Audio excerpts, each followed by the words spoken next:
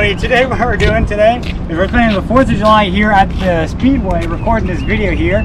I got special permission from nobody and everyone wants to see how long it takes before you get kicked out.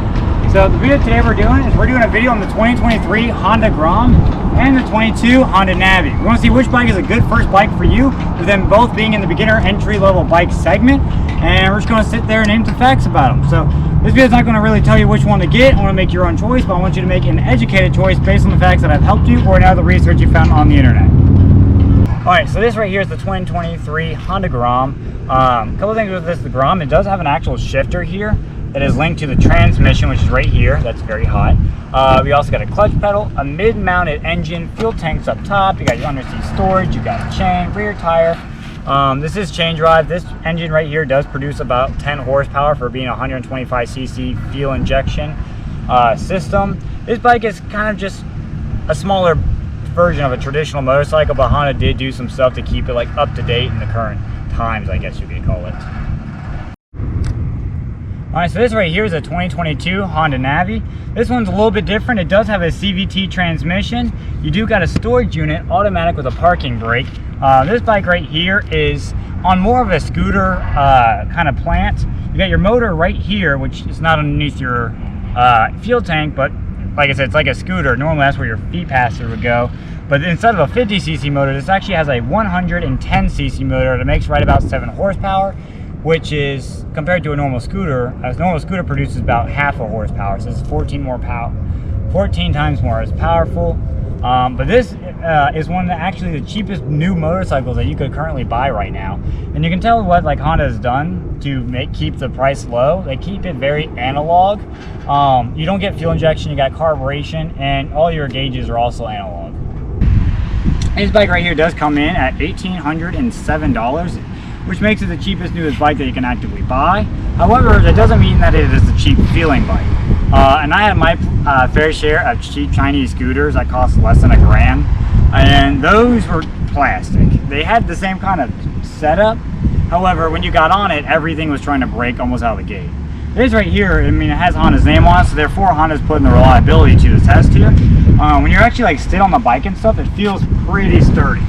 Like you're getting on this and you're not hearing plastic crunch and nothing's like shape shifting or moving. It's pretty solid. Like this is something like I would absolutely trust.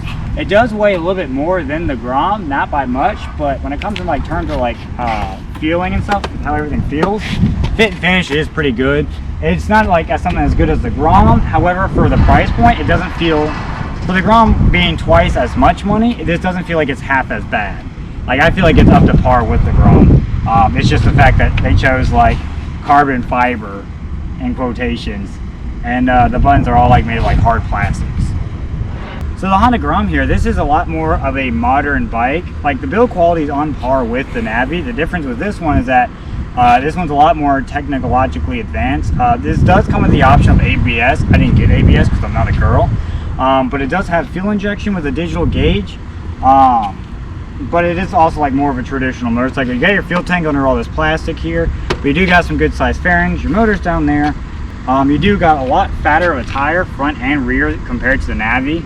And also all the lights on the Grom are completely LEDs. Every single light, even the ones in the gauge cluster, versus incandescent. So Honda was trying to basically get like a traditional motorcycle, make it smaller but keep it modern.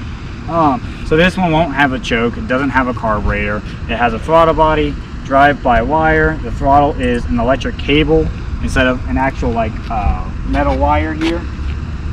Just things that they did to kind of keep it up to date. But is this stuff really worth all that extra money? Like I'm saying, when compared to this, compared to that, you're buying the equivalent of 2 of those. So is this really, all these small things really worth 2 of those?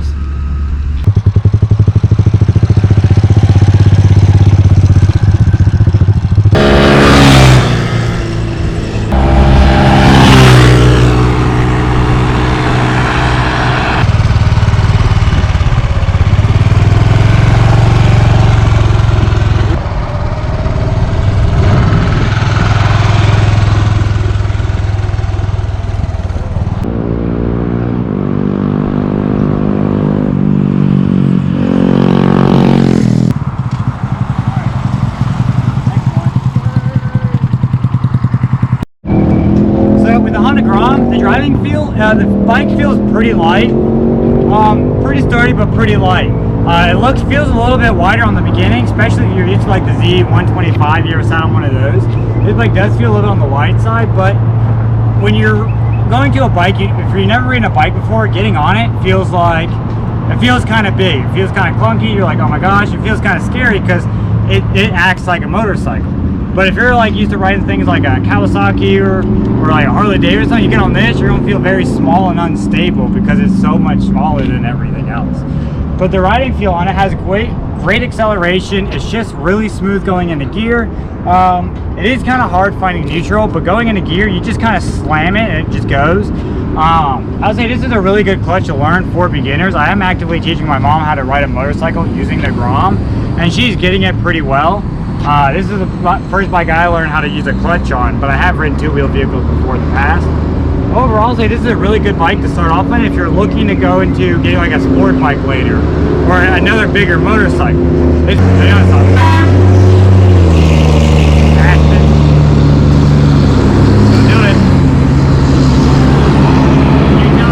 Because everyone's trying to show up. You keep in mind, it's this weekend.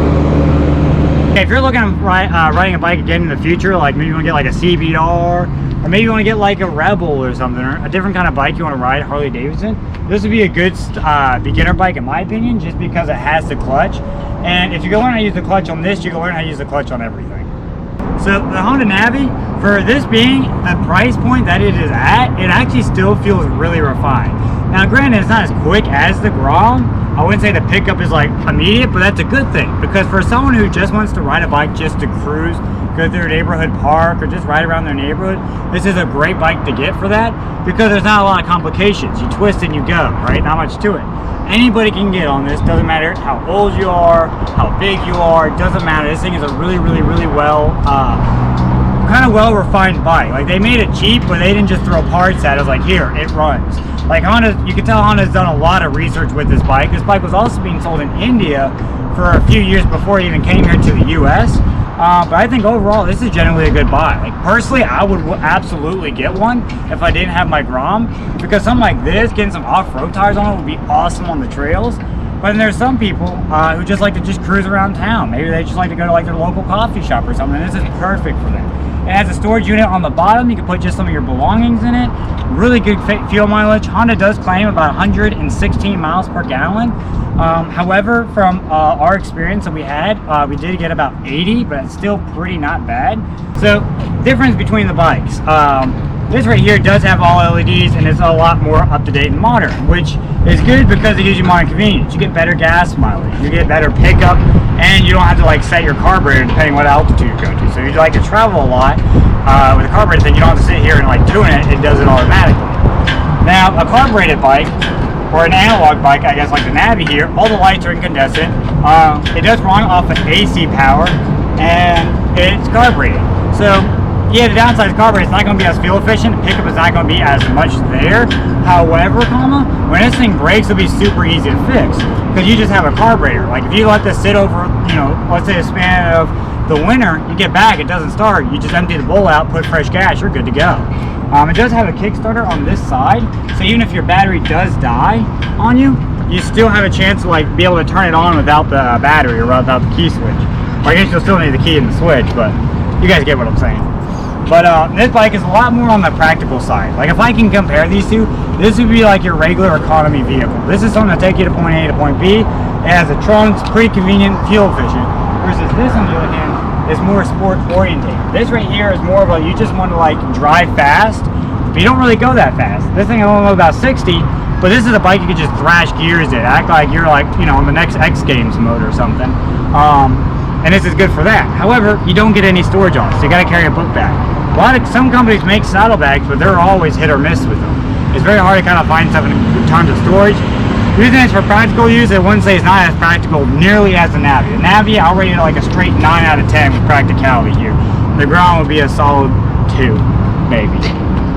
But it all leaves up to you. What are you looking for? Are you just trying to cruise town? Alright, so when it comes to practicality, you do get the Navi. I would recommend it if you're just a guy who wants to just ride around town. If you live in like a urban city, or maybe you're just like in a big open field somewhere, you just like to ride around, I would recommend the Navi. If you're more of a guy who's trying to learn how to ride like a sport bike or something in the future, and you just need like a foundation, that's when I would recommend the Grom. However, the decision is ultimately up to yours. If anyone have any questions, comments, or concerns about any of these bikes or a bike that you like, please let me know in the comment section below. I do read all the comments, and if you have any questions, I'll try to answer them. But you guys take it easy, have fun. Hopefully you guys like the view. 4th of July, you guys have a good weekend. Kind of the video comes out, will be after 4th of July, but hopefully you still have all your fingers. You right? Yeah. What I'm gonna do is I'm gonna have you do a couple of pass-throughs and stuff. You gotta use the back of your heel to get that weird bracket to the back.